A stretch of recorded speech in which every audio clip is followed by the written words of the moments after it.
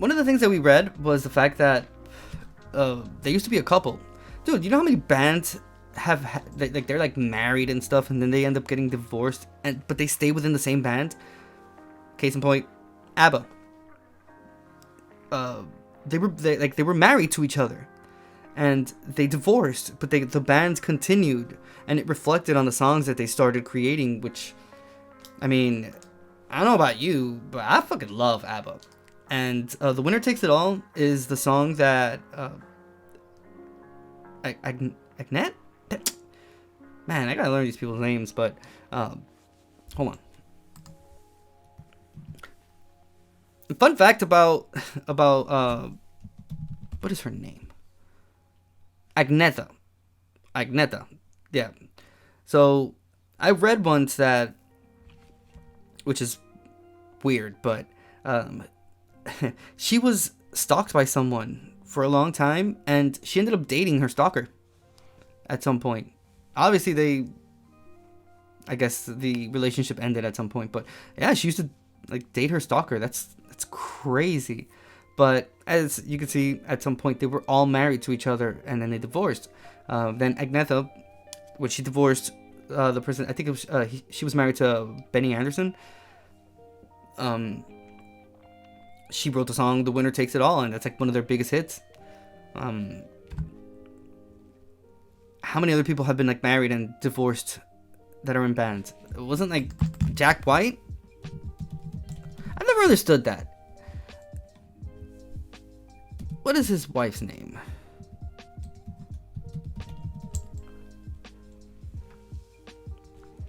Because at some point, I remember when the White Stripes came out, they used to say that they were, or I don't know where the sibling thing came from. Which is so weird, dude. Like why would you say that? But whatever. Nonetheless, they used to say that they were like siblings. That's what I thought. And then later on, they talked about them being like husband and wife and whatnot. But yeah, I thought that they were. Let me see. Does it talk about it here? Because minor controversies. Yeah, that's his wife. I don't know where that came from. But good thing that wasn't the case, because that's some like weird Game of Thrones shit. We don't need that. But at some point they were together, and things weren't working out, but they were still in the band. I mean, obviously they disbanded, but wasn't it Jack White that didn't they do that like divorce party that they made like invitations and whatnot? I remember seeing someone post the invitation. I think it was one of them that posted it, and it was yeah, a divorce party to celebrate their divorce. Dude, more power to you. That's one way to see it. Let me see. I'm trying to think of. Let me see. Let's just search it, because we have information at our fingertips.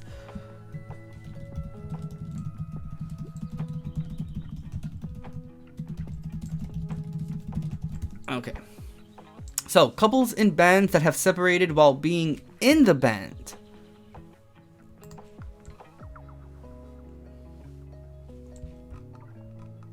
I'm not accepting their cookies.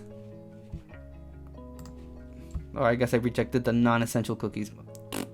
Alright, we are reading from thisisdig.com.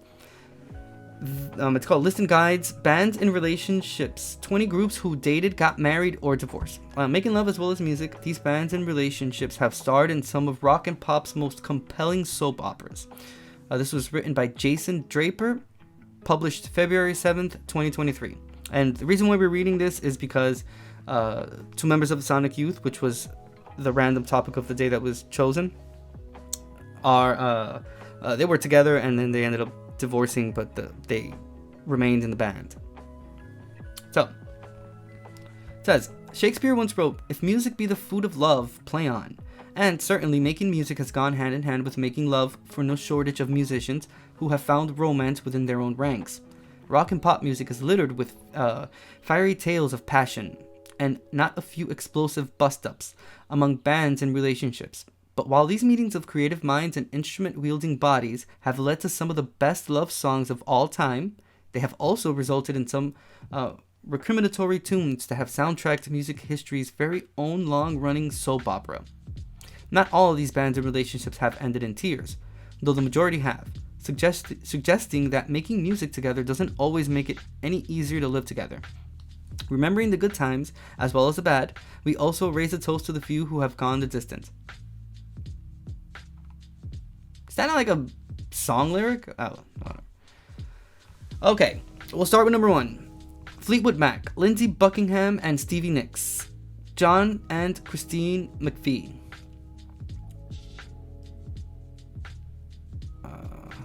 Let's see. It says married, John and Christine McVie only, 1968. Divorced, yes, John and Christine McVie, 1976. Relationship status, separated, Lindsey Buckingham and Stevie Nicks. So, Fleetwood Mac almost single-handedly wrote the book on bands and relationships in the 1970s, and their gargantuan 1977 album, Rumors, largely chronicled the breakup between the group's then driving songwriting forces, Stevie Nicks and Lindsey Buckingham. Which I think, even today, they still have like their own like feuds and shit, or resentment, I guess, amongst each other. But Nicks and Buckingham were a romantically involved singer-songwriter duo when they boarded Mick Fleetwood's outfit in New Year's Eve 1974, with Buckingham agreeing to join only if Nicks were allowed to come with him. Less than 2 years later, after the career turnaround success of Fleetwood Mac's self-titled 1975 album, great album by the way, their personal relationship was foundering, though the pair poured their feelings into what became some of the best Fleetwood Mac songs, among them Dreams and Go Your Own Way, both from Rumors. The pair remained in the group until Buckingham left following the release of 1987's Tango in the Night album, and have had an on-off working relationship since. Meanwhile, co-founding bassist John McVie had married Christine Perfect in 1968, and, as Christine McVie, she joined Fleetwood Mac in time for 1971's Future Games. They, too, split in 1976, at around the same time that Mick Fleetwood was in the middle of his second divorce. As one of the best breakup albums of all time, Rumors also included the song Don't Stop, which charted Christine's feelings about the demise of her relationship with John. It was later adopted by Bill Clinton for his 1992 presidential campaign anthem.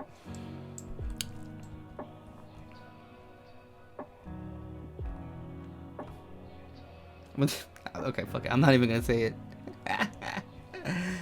Okay, Must Hear, Go Your Own Way. Next up, we have the White Stripes.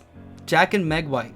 Married, yes, 1996. Divorced, yes, 2000. So, even with the title of their 2020 Greatest Hits compilation, My Sister Thanks You and I Thank You. See? I could have sworn that they were siblings. I never knew that they were like husband and wife. It's weird. Like, why would you do that? I remember once I was out and about with my wife on the streets, and someone's like, some lady stopped us, and she asked us like, "Oh yeah," like we were talking. Like, I don't know what the hell the conversation was about, but it ended up with this lady asking us if we were siblings. Well, she asked me if that was my sister. I mean, what? It's like, no, dude, it's my wife. What? I guess that doesn't fare well with everyone else, because they used to say that they were siblings. Like, my sister thanks you and I thank you. Like, what is this? See, the White Stripes perpetuated the myth that they were siblings.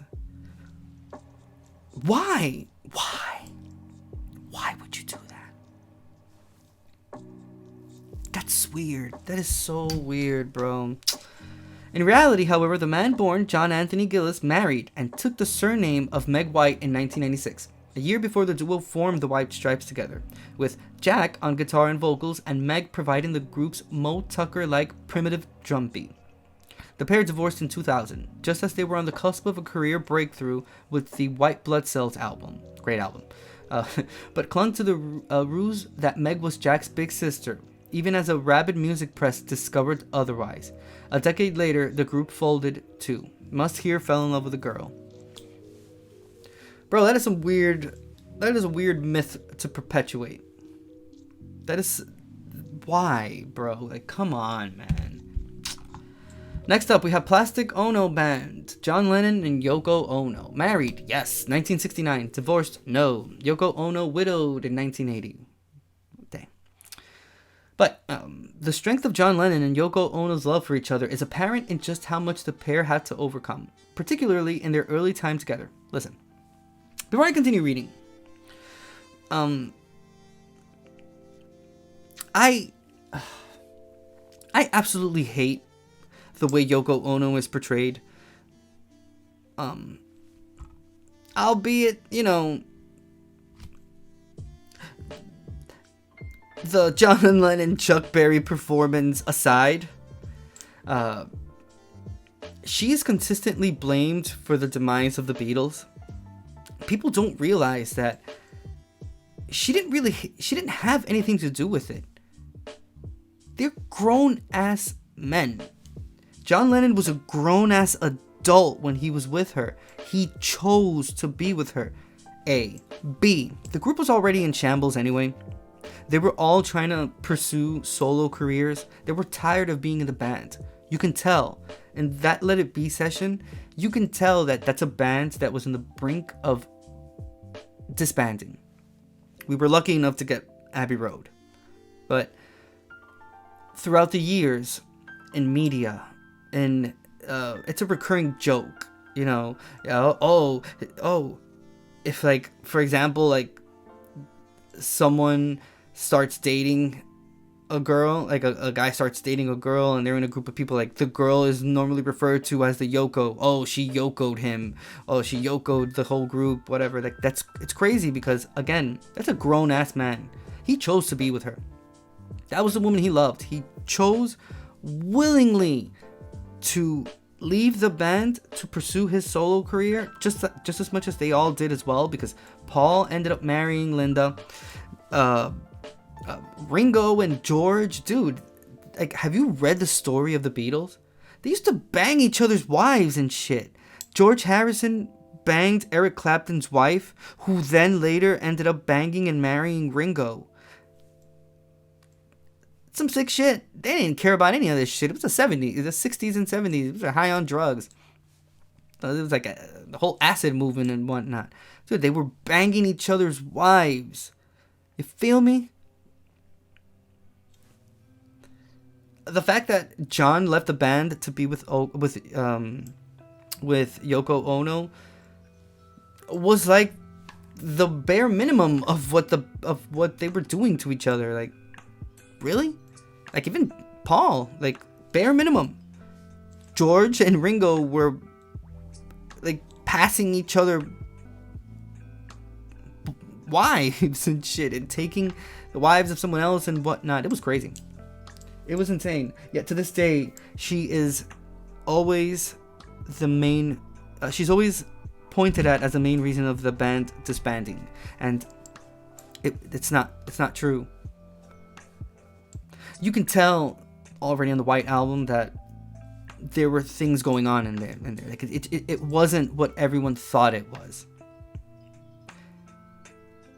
Let's also mention the fact that they only toured until a certain point.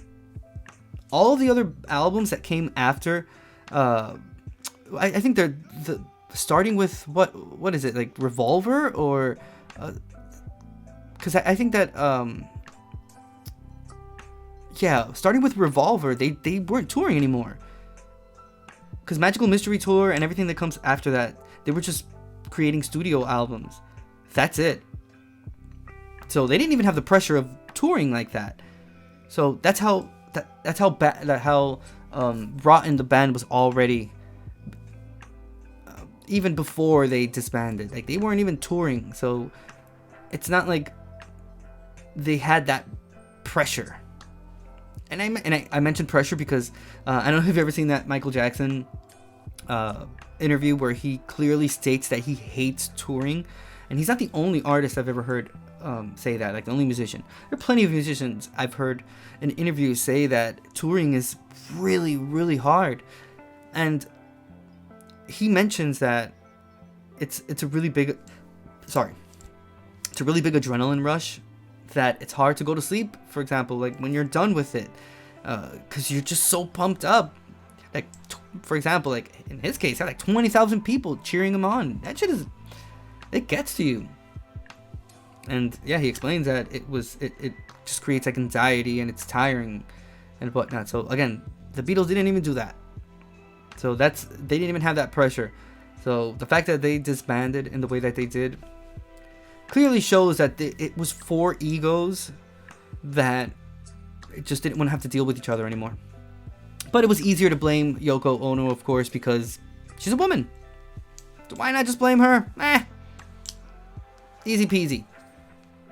And she wasn't the cause. She was the reflection of the current state of that band and what one of the band members was going through and how much he hated the band and how much he just didn't want to be there and he wanted out. And that's what happened. The more you know. Okay, so the strength of John Lennon and Yoko Ono's love for each other is apparent in just how much the pair had to overcome, particularly in their early time together. Bar a Lost Weekend, it's a Reed 18-month affair with assistant May Pang. Lennon and Ono were largely inseparable from the moment they began a relationship in 1968 through to Lennon's murder in 1980. And yet, amid disgruntled claims that Ono was the cause of the Beatles' split and the hoop-jumping rigmarole the pair had to overcome while trying to get married, as chronicled in the song The Ballad of John and Yoko, they embarked on a romantic and creative partnership that would continue for the rest of Lennon's life, with Ono's poetry and avant-garde artworks inspiring Lennon's songwriting. The couple also waged a very public campaign for world peace, inviting friends, journalists, and celebrities to the recording of the song Give Peace a Chance, recorded while they staged a bed-in, as it has it in quotation marks, from their hotel room at the Queen Elizabeth Hotel in Montreal, where they spent part of their honeymoon. Released as a single in July 1969, the song was credited to Lennon and Ono's collaborative outfit, Plastic Ono Band. It says, I must hear the ballad of John and Yoko, but we're not going to, so we'll move on. Next one, see? Paul McCartney and Wings. Paul and Linda McCartney. Unfortunately, I mean, we all know what happened to Linda McCartney, but they were married, yes, 1969, divorced, no, Paul McCartney widowed in 1998. Not to be outdone by his songwriting and turned sparring partner, Paul McCartney also began writing tunes with his first wife, Linda McCartney, and installed her as a keyboardist and singer in the post-Beatles group Wings, which, to his credit, found extreme success, and they had a whole bunch of hits and whatnot. So it's not as if they didn't have a great career after they disbanded. You can tell that, again, they wanted to do solo recordings so badly because they were all individual artists that had to limit themselves because they were in this band. But if you hear their music, like, it's completely different than what they were doing with the Beatles. I mean, take George Harrison's solo career, for example. Excellent solo career. My personal opinion, I think he was the one that did the best musically. Obviously, when it comes to like fame, I would have to give it to Paul McCartney. Wings was a pretty popular band, and they headlined a whole bunch of festivals during the 80s. But again, my prize, I give it to George Harrison. I think, in my own personal opinion, I think that he did the best for himself after the Beatles, and the music he created was just pretty fucking amazing. Hands down, my favorite Beatle out of all of them. And then within the Beatles, he created my favorite Beatles song, which is a Blue Jay Way. In my youth, I was a bigger Beatles fan. That has calmed down during the years because, I don't know, I kind of grew bored of their music.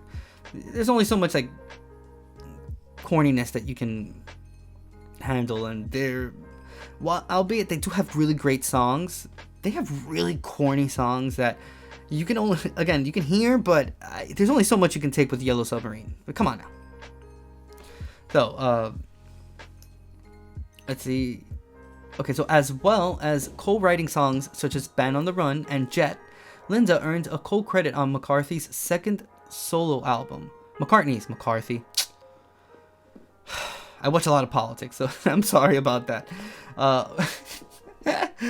Fucking McCarthy. Co-credit on McCartney's second solo album, Ram, and recorded enough solo material for an album of her own, released in October 1998 as the posthumous collection Wide Prairie.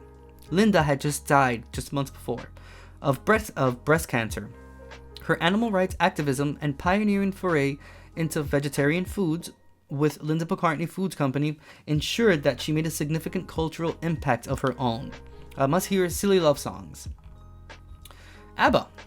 Björn Ulvaeus and Agnetha Falskog, and also Benny Andersson and Annie Frid Lyngsted. Both were married, like both couples, and then both divorced. So I'm not going to read the names again. One of the most famous of all bands in relationships, ABBA consisted entirely of two couples, Björn Ulvaeus and Agnetha Falskog, and Benny Andersson and Annie Frid Lyngsted. Oh, I apologize. I actually got the couples confused when I mentioned ABBA beforehand. It was the other way around. My bad. I apologize for that. Both couples were romantically involved throughout most of Swedish Four Pieces' phenomenal career. Though they married in 1978, Benny and Frida had been an item for the whole decade. And throughout the 70s, they enjoyed unions as harmonious as their voices. But the pressures of maintaining their unstoppable commercial and creative run, albums such as Arrival and Voulez-Vous, singles such as Dancing Queen and Take a Chance on Me, eventually brought both the band and the marriages to an end. Unlike the likes of Fleetwood Mac, few, if any, ABBA songs are said to have been written directly about the group's romantic entanglement. Though their 1980 hit, The Winner Takes It All, took experiences of divorce that all four could relate to and fashioned them into a UK chart-topping single. Listen, stop kidding yourself. You like ABBA. I'm not even gonna hide it. I have the greatest hits vinyl. Bruh, my wife and I, we love that vinyl. This one specifically, because it's two vinyls. You crazy. Bro, and then everything sounds better on vinyl, so I highly recommend. There's a Celebrities in Cars. Is it that blonde dude used to do? I forgot his name. He does one with Metallica, and James Hetfield says that he absolutely loves ABBA. See, that's a guy that's in tune with his musical side, bro. You can love a whole bunch of genres, but you can also love ABBA too. They make really great music. If there's one thing the Swedish have done, is they make excellent, catchy music that sticks with you. And it's been proven, like, scientifically, through data. Crazy. I'll give you an example. Did you know that the likes of Britney Spears, Backstreet Boys, NSYNC, they all had songs written by Max Martin, a Swedish dude that has under his belt some of the biggest hits of the late 90s and early 2000s. He wrote I Want It That Way. He wrote Baby One More Time. He wrote Oops, I Did It Again. He actually co-produced like that whole album and whatnot. I think, did he do like I'm a Slave for You as well? I mean, the man has worked on pop hits after hits after hits. He is bathing in that cash. And it's a Swedish dude. And it's, I don't know what it is. They've just like mastered that whole catchy tune, creating these melodies and lyrics that are easy to follow, but they're catchy, and they have like just like elements that just keep you hooked and wanting to listen to it again. It's crazy, and that's what the Swedish have accomplished. I'll give you another example. The Knife, bro, one of the greatest bands to have ever existed. Karen, one of the greatest vocalists to have ever existed. Like, she is just a force to be reckoned with. if you liked Fever Ray, I do have my concert video on my video section here on YouTube. You can just check that out. Excellent performance. I think the one I have there is When I Grow Up, but I have a few other ones that I will be doing my concert videos for, so subscribe to my channel so you don't miss out on that. But another excellent Swedish band that has picked right into electronic like music, but just like not only made it their own, but added their own like flavor to it. But it's really catchy. They have like really catchy songs that are just excellent. And it's I don't know what the hell the Swedish have done, but there's a really excellent documentary which features ABBA, and it explains like that whole thing. I'm gonna look for it, and I'm gonna put the link on chat so you guys can check it out. Or if you join the Discord, we'll watch it together. Hell, why not? So yeah, that's ABBA again. Excellent band. Stop playing games. We all love ABBA. This one I did not know. So Talking Heads, Tom Tom Club, Chris Frantz and Tina Weymouth. Married, yes. 1977. Divorced, no. So bassist Tina Weymouth and drummer Chris Frantz were already college sweethearts by the time they formed David Byrne in 1975. The trio had met in earlier in the 70s at Rhode Island School of Design, where Frantz and Weymouth had begun dating in 1972. You know, fun fact: at some point, one of my biggest dreams in life, I was younger, was going to the Rhode Island School of Design. Sometimes I like to picture my life like everything everywhere all at once, and I think about what ifs in my life, and that's one of my biggest what ifs. Another one was when I graduated high school. I was in Dominican Republic. I really wanted to come. I wanted to move to the States, and one of my what ifs is, what if I would have moved to the States at that time when I was 18? What would have happened? Hi Tori, how are you today? Hope you're doing well. Thank you so much for being here. We're just right now. I'm talking about bands and relationships, the couples that dated while being in a band, and then either married or divorced. Right now we're talking about Talking Heads and Tom Tom Club, the Chris Frantz and Tina Weymouth, and this all started from topic of the day. As you can see here is Sonic Youth. It's an 80s band that bled into the 90s, and they had band members that were a couple that divorced. So one thing led to another. So after a move to New York City, Weymouth was convinced to learn her instrument in order to fill the fledgling group's vacant bass player slot. As a four-piece Talking Heads with keyboardist guitarist Jerry Harrison, they released their debut album Talking Heads 77 in 1977, the year Frantz and Weymouth married. By the turn of the 80s, the husband and wife rhythm section were the engine room for some of the best Talking Heads songs. Dude, phenomenal band, bro. I was actually listening to them yesterday. As comfortable traversing post-punk and art rock abstractions as they were laying down thick funk and Afrobeat grooves. Just as Talking Heads were riding high on their mainstream breakthrough single, Once in a Lifetime, from the 1980 album Remain in Light, Frantz and Weymouth masterminded their own side project, the hip-hop affiliated Tom Tom Club, whose first two singles, Wordy Rapping Hood and Genius of...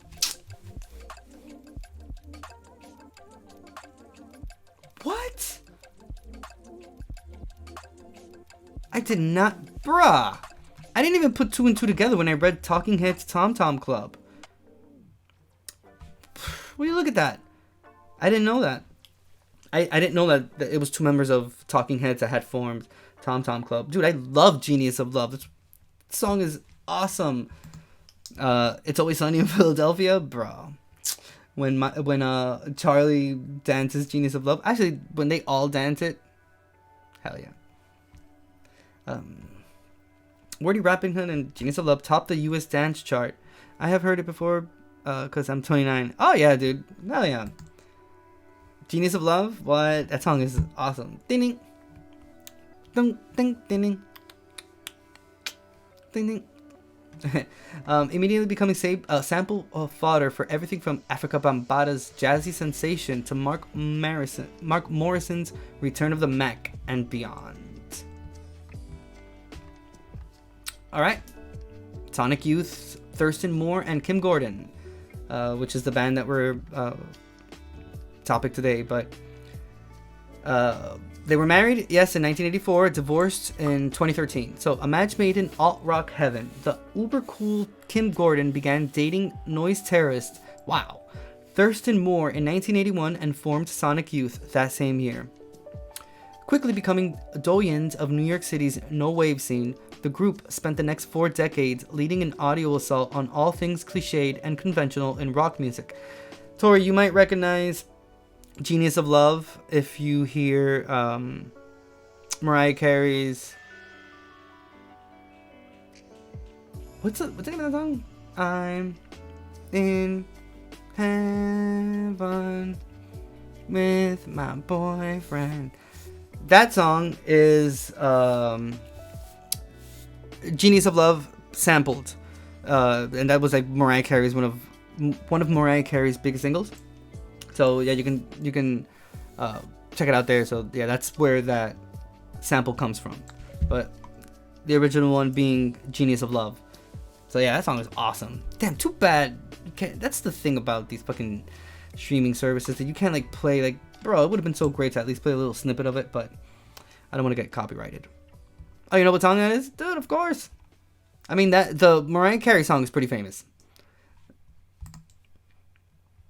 What is the name of that song? Sweet Fantasy. Fantasy? Sweet Fantasy? One, either or. Okay, so after a move to a major label, Geffen Records, Sonic Youth found fame as grunge agitators. But songs such as the no bullshit Gordon sung Swimsuit issue from their 1992 album Dirty eschewed macho posturing while providing a clarion call for the Me Too movement, 3 decades ahead of schedule. It's no wonder that, when she found out Moore had started an affair with book editor Eva Prince in 2011, she wasted no time in ending their marriage. The divorce was officially finalized 2 years later, leaving Sonic Youth a casualty of their era's most high-profile bands and relationships. Okay, next up we have The Revolution, Wendy Melvoin and Lisa Coleman. Married, yes. Divorced, yes. In keeping with the mystique that Prince cultivated throughout his entire life, his bandmates in The Revolution were also encouraged to keep fans guessing. Longtime lovers since they were teenagers, his closest collaborators, guitarist Wendy Melvoin and keyboardist Lisa Coleman, never spoke publicly of their relationship while they were part of Prince's group. But I didn't even know they were a couple. I'm literally just finding this out now. Wow. But clues such as the cryptic spoken word intro to the Purple Rain song Computer Blue, Wendy, yes Lisa, is the water warm enough? Yes. Yes Lisa, shall we begin? Yes Lisa. I always thought that was just like Prince being a perv, or like, because he's like really sexual and whatnot. I didn't know that they were actually a couple. Shit. That's how you learn things. Oh, you too, Tori. Thank you very much. Thank you for stopping by. Alright, so, this toyed with fans' perceptions almost from the moment Melvoin joined the band, following Prince's tour in support of the 1999 album. That she and Lisa were lovers. He's got white, he's got black, he's got Jewish, he's got non-Jewish, and now he's got a gay faction. Brenda Bennett, singer in the Prince side projects Vanity 6 and Apollonia 6, told this. I feel like Apollonia was one of Prince's favorite words. I don't know.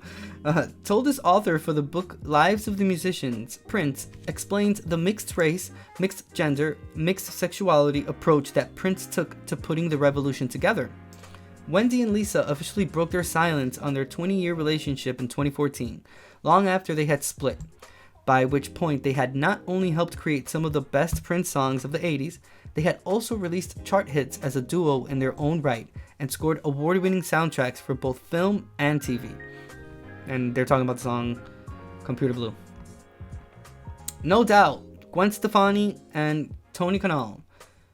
Now, this is a prime example of relationship that the best thing that could have happened was them breaking up, because the album that was created, Tragic Kingdom, because of this breakup is, I mean, if you're a millennial, you know Tragic Kingdom. When Don't Speak came out, come on. Not only was it replayed so much on MTV, dude, it catapulted them into like stardom. I absolutely love Tragic Kingdom. It's one of those albums that forms part of my youth, and you know, I feel, yeah, it's just like I've heard the album so many times, and I remember like begging my parents to buy me that album when it came out. They did, and I'm really grateful for it, because again, I really like it, and it's just part of that time in the 90s that was just so awesome.